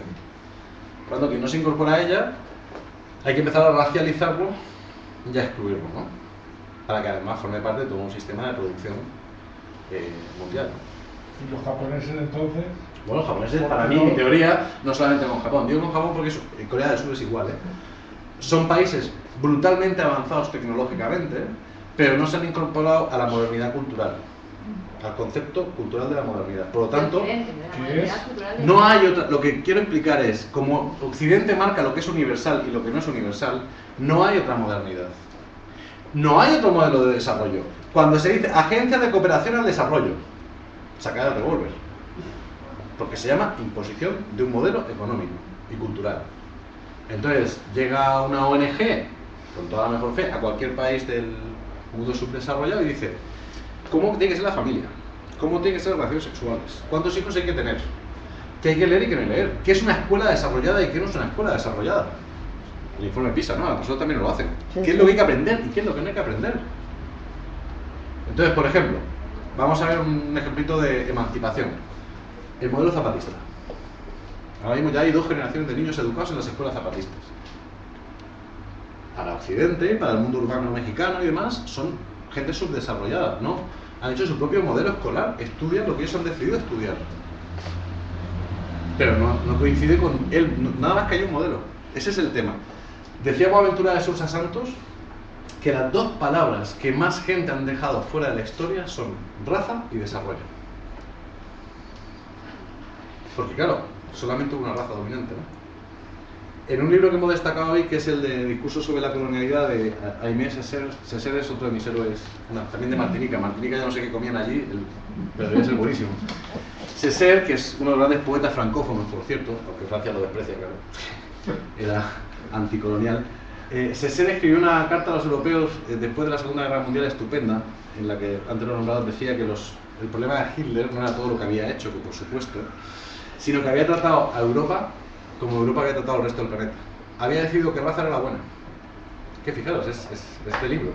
Había dicho la raza aria es superior. Por tanto, el resto, y además había estudios científicos que demostraban que los judíos tenían un gen torcido y no funcionaba, y que los polacos eran unas bestias pardas, le llamaban patateros y tal, no sirven para nada. Decide que raza es la buena. Empieza con la colonización territorial. Quiero territorio, quiero ganar territorio. Impone un modelo de estructura de poder, o sea, una colonialidad del poder, una colonialidad del saber. Hace lo que se llama un expolio cultural, o la palabra así más sofisticada es expolio epistemológico, es decir, roba los cuadros, roba todo lo que ha producido las culturas que absorbe, ¿no? que conquista, y a los que se rebelan o a los que molestan a las razas inferiores los mete en campos de trabajo, que son las plantaciones, donde mientras trabajas y eres útil bien, y cuando no, te matan o te mueres. Que es lo que decía de los 7 años de vida media de un esclavo que hubiera conseguido ir a América, ¿no?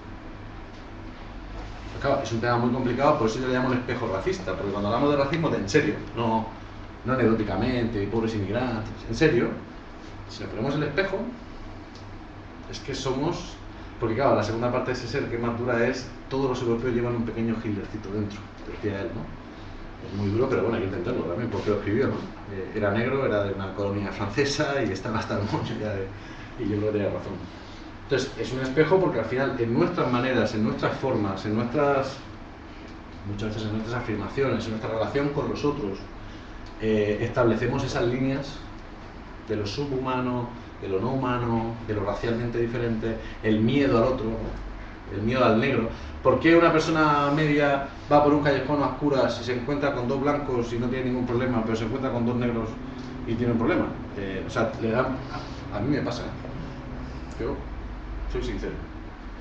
Yo voy por un callejón oscuro y me cruzo con 3 negros y hay un primer instante de 2 segundos, a pesar de todo lo que pienso, y digo, Pues todo mi imaginario está programado para tener miedo. De todas maneras, nuestro racismo, yo creo que fundamentalmente nuestro racismo es económico. Por eso explicaba. Vamos a ver, claro, el que tiene dinero compra el certificado de la actitud, pero es la minoría. Pero asumimos, no somos racistas con un negro rico. Sí. Sí, te voy a poner un ejemplo. No, tú lo que haces es... No, lo que hace el Estado de España... Te voy a poner el caso de España. El Estado español o el aparato oficial de España no va a detener en la calle y le va a pedir los papeles a un jeque árabe. Estamos de acuerdo. Pero dime, ¿cuántas familias medias españolas aceptarían que su hija o su hijo, especialmente su hija? Sí. Depende de la Vivís en otro país. O sea, con un jeque árabe con un tío multimillonario corriendo por la banda ¿y qué le dicen? tenía que pagar el partido, Y le dicen mono. Es decir, da igual. Rico y he explicado que en la zona del ser, bueno, hay partes y partes. en la zona del ser, la exclusión es por clase, por identidad sexual, claro que sí. La zona del ser excluimos por pobre, claro que sí. Claro que sí. Excluimos por maricón, claro que sí. Excluimos por árabe, por musulmán, claro. Hay españoles musulmanes. Hay bastantes españoles musulmanes, uno se va a Granada y un montón, vamos, es bastante normal. Entonces los excluimos por musulmán, no por blanco. O sea, los conflictos fundamentales de la zona del ser no son raciales. A quien tú excluyes racialmente es a quien viene de la zona del no ser. Entonces las exclusiones se acumulan. Si tú eres negro, te excluyo por negro, pero si eres pobre, además como yo soy de la zona del ser, te excluyo por clase. Pero si además eres negro, pobre, no, peor, negra, pobre y lesbiana, no, peor, transexual, muerta. O sea, eres invisible, ¿no? Y fíjate otra cosa tremenda. El tema de rico, no rico y tal. Hay un elemento que borramos, que lo hace la colonialidad muy bien, es borrar partes de la historia. ¿Sí? Es una técnica. No solamente aquel mito que tenemos que los que ganan la guerra se escriben la historia, que también es cierto, pero los que ganan la guerra borran partes de la historia. Claro, pero fundamentalmente borran. A un español medio, yo he ido a la escuela, he ido a la universidad, soy una persona teóricamente formada, lo que a mí me enseñaron, había la Reconquista, todo empezaba en la Reconquista. Yo soy de Murcia, los 8 siglos anteriores, borrados, ni siquiera reescritos, es ninguneado, no existe, lo que hicieron no tiene valor. Empieza la Reconquista, hasta 1492, y hay un salto loquísimo hasta el siglo final del XVIII, principio del XIX. Parece que no pasó nada en medio. Ni una rebelión, ni un problema, tal. Y entonces después te contaban, llega la Revolución Industrial, lo siguiente era la Primera Guerra Mundial, ¿no? Sí, la Revolución Rusa, perdón. Pero todo esto, en medio no hay nada. La Revolución Francesa, pero entre la Revolución Francesa y la Revolución Rusa, lo de la Comuna, es una línea ahí, ¿no? Pero, o sea, se borra la historia de los nadie. De aquí también, claro, por supuesto, porque esto como decía, se reproduce a nivel local. Entonces eso es muy interesante porque, vale, aceptamos a un negro rico, bueno, yo tengo mis dudas, le dejamos vivir, efectivamente. Pero un negro intelectual, una negra intelectual, es un golpe en la cara, es desagradable. O sea, mira nuestro mundo académico, y nuestro mundo, mira la televisión, mira los debates. O sea, qué diversidad hay de pensamiento. Por eso lo de la pluriversidad, ¿no? El conocimiento universal. Una cosa que llama mucho la atención, por ejemplo, los países sudamericanos, es que todos los que salen en la televisión son blancos, aunque tú vayas por la calle y la gente... La publicidad es estupenda. Y la historia de España no es que conoce la decadencia. Pero es que eso es ahora, dices, bueno, pues a ver, si tus vecinos pueden ser de muchas razas, criollos, indios, pero en la televisión solo salen los blancos, ¿no? Pero vamos a ver, en realidad es universal, esto sí que es universal. En la televisión española, cuando vemos un negro, solamente es cuando está saltando la valla, cuando ha cometido un delito, Cuando se le acusa de cuando se le acusa de ello. Un bandero. ¿Sí? Pues un jugador de fútbol, vale, es la única excepción. Deportistas. Algunos no está muy cantan. diferente. Sí, porque en Algunos España cantan, hay una pero población cantantes no. afrodescendiente muy grande. De hecho, hay muchos afro-españoles con nacionalidad española que han nacido aquí. Pero entonces, nadie habla de Concha Huica sin decir que es negra. Joder. Sí, es verdad. Y alguien dice, no sé, Isabel Pantoja que es blanca, a nadie se le ocurra. Entonces, esto es muy importante porque cuando yo decía lo del yo y el otro, somos especialmente duros con la zona del no ser. Cualquier español viaja por el mundo y tiene un concepto de todo. Español o alemán, me da igual. Es decir, sabemos, no, es que mira la televisión, es que mira la mala calidad de la educación, es que no sé qué, es que no conoces nuestra historia. ¿Tú conoces la historia de América? ¿Realmente? ¿La conoces? No, ¿tú conoces realmente? Pero El se ha cerco- apreciado en Sudamérica. ¿Tú conoces el cerco de Santiago de Chile? ¿Tú conoces la revuelta andina? ¿Tú conoces el sistema de los ayllus, cómo funciona, el sistema más importante? ¿Tú conoces los quipus, el sistema de escritura en cuerda? Es de lo más rico que hay en todo el planeta. Ya, pero No. O sea, nosotros le pedimos a ellos que sepan No es ningún imperio. No sé. que no es un imperio. El Inca- Tú me estás diciendo que el Maya Inca no era un sí. imperio. El Inca sí. El Inca no era un imperio. Sí. A los quipus son el sistema de comunicación de los incas. ¿Tú sabes que no hay un imperio inca? No existe. El Inca era la autoridad. ¿Tú sabías lo que era Gualmapu? El mayor territorio indígena que aguantó hasta el siglo XIX siendo autónomo. No te quiero machacar a ti, ¿eh? Estoy poniendo el ejemplo porque todos somos si no es víctimas de cuestión esto. mía, yo no hablaba Todos de- somos víctimas de esto o victimarios. El tema es que hacia afuera lo vemos muy fácil. A mí también, yo la primera vez que pisé Latinoamérica, joder, ¿cómo puede ser que toda la publicidad sean blancos divinos, ¿no? Hasta para vender chocolate. Pero es que aquí es igual. Sí, sí. Es que aquí es igual. ¿Cuántos gitanos salen en televisión, ahora además exotizados con las bodas y tal, ¿no? Y las fiestas pantarrólicas, o el plan kitsch, ¿no? Pero ¿cuántos gitanos salen en los libros de novelas? Porque no solamente la televisión, machacamos la televisión, pero en la producción intelectual, cultural general. O sea, un gitano puede ser o un ladrón o un flamenquero. No hay mucho más, no hay más margen. O por ejemplo, el tema indígena. El otro día alguien me dijo que alguien no era muy indígena porque iba vestido de occidental. O sea, un indígena tiene que ir con taparrabos. Si un indígena decide ponerse pantalones, ya no es indígena. O sea que si yo como blanco me pongo un pareo, ya soy de Oceanía. Sí, es muy fuerte porque nuestra mirada es absolutamente universal. Nosotros creemos que lo que a nosotros nos han inculcado son las únicas gafas para mirar el mundo. Y el resto tiene, luego, fijaros que dentro de Europa pasa lo mismo. Porque, como he explicado, todo esto luego se traduce localmente. ¿Cuánto sabe un español medio de Portugal?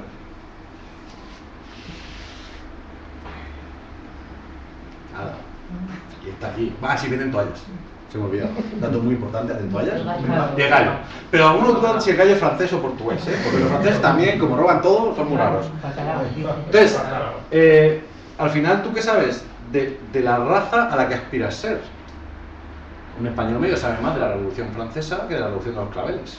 En Estados Unidos. Por supuesto, Estados Unidos sabe Todo, casi todo. sabemos todo. Porque en realidad es aspiracional. Tú quieres ser de la raza buena. Como diría un afrodescendiente en América, tú quieres tener el pelo bueno. Claro, en América Latina hasta el pelo de negros o de negra se llama pelo malo. Sí, pero mira, yo tuve una experiencia en Cuba donde un amigo mío, que era negro evidentemente, decía de su hermano que era más adelantado. Claro. Y que era tan tranquilo, que era más clarito. Claro. Diciendo, mi hermano es más adelantado. Claro, pero es que es lo que la colonialidad del... no he querido extenderme mucho. La colonialidad, les he hablado de la colonialidad del poder, de la colonialidad del saber, de la del hacer, pero hay un término muy potente que se llama la colonialidad del ser. Es decir, tú dentro estás colonizado, tienes esa estructura. Una parte fundamental es si a ti te dicen desde que naces que eres tonto, tú te lo crees. Y cuesta mucho superar y coger autoestima y tener fuerza, ¿no? Si a ti te dicen, vayamos al patriarcado, si a ti desde que naces te dicen que tu papel como mujer es este, y todas las mujeres que están alrededor siguen ese papel, y en la escuela te lo recalcan y no sé qué, al final, ¿qué haces? Necesito que tengas un momento de lucidez, te des cuenta que no es justo y digamos, vamos ya. ¿Vale? Entonces, claro, un insulto entre negros es negro. Llamar negro a alguien, entre negros, excepto, bueno, esto es como lo de, aquí lo de maricón, ¿no? Puede ser cariñoso, dicen, ¿no? Pero, Sí. entre negros, lo del negro puede ser muy También cariñoso, también puede ser cariñoso, pero puede ser un insulto. Sí. Claro. Depende cómo lo digas, sí. También. Claro, pero lo que todo esto oculta es brutal. A nosotros no se nos ocurriría insultar a alguien diciéndole blanco. Porque el que es de la raza elegida no tiene que nombrarse. Es que fijaos lo fuerte que es lo universal. Tú solo nombras lo que te es ajeno, lo que está fuera de ti. Es muy interesante, si tú ves, por ejemplo, en el mundo indígena, que yo algo controlo de ese mundo, casi todos los nombres de los pueblos indígenas en realidad significan ser humano. Casi todos. La traducción es ser humano, o ser humano de la selva, o ser humano del río, pero casi todos hay una parte del término que significa ser humano. Es decir, te nombra respecto a lo que te rodea. En el caso nuestro, no tenemos que nombrarnos como raza, porque nuestra raza no está en cuestión, somos la raza, o sea, no hay otra. Y eso tiene unas consecuencias brutales. Y eso también te hace acostumbrarte. Te lo voy a traducir en cosas muy sencillas.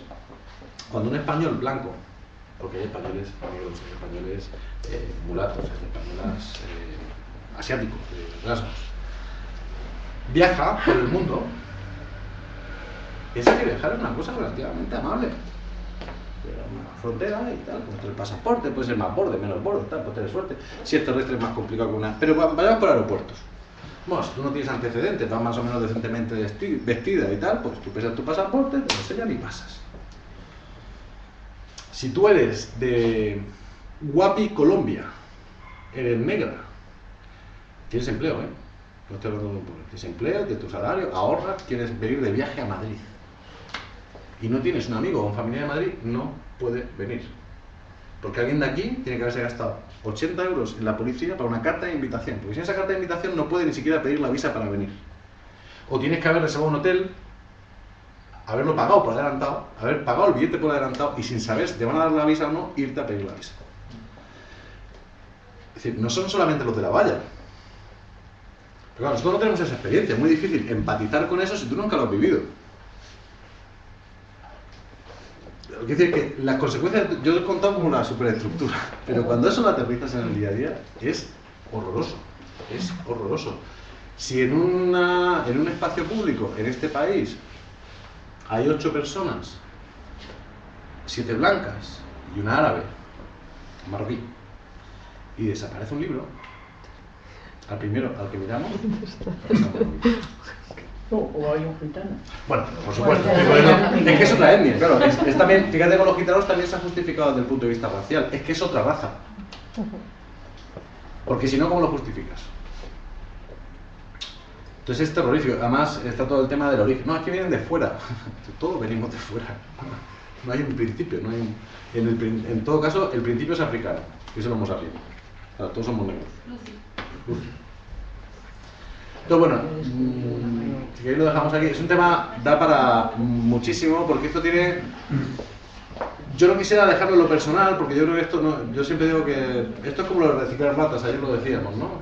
Nos culpabilizan y nos hacen pensar que el planeta se salvará si reciclamos una lata.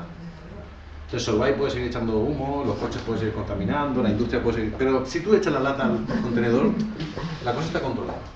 Eso es lo que dicen los niños en la escuela, Todos los padres, irresponsablemente, un padre responsable no puede mandar a su hijo a la escuela, es un chiste, pero es verdad, deja que le den clase de educación ambiental. Y le dice recicla la lata, y los niños van obsesionados, no, la lata, no, papá, la lata, hay que salvarla, porque la lata es el fin del planeta. El padre tiene un coche que tira contaminación, que te pasa. No, son 4 personas en la familia y tienen 3 coches, tienen 2 casas, el aire acondicionado tiene encendido a toda pastilla, la calefacción y menos, pero eso no contamina, la lata, ¿no? Esto es igual, yo no quisiera dejar la idea de que el racismo es un problema individual, porque no es individual. Claro que tiene consecuencias individuales, pero es una estructura muy compleja. Yo creo que has dejado un poco, porque efectivamente el tema es muy largo, pero hay cuando has hablado de la relación entre el racismo y el capitalismo, como, ese ha quedado ahí, espera. Es para que leáis el libro. Para que compréis el libro, claro.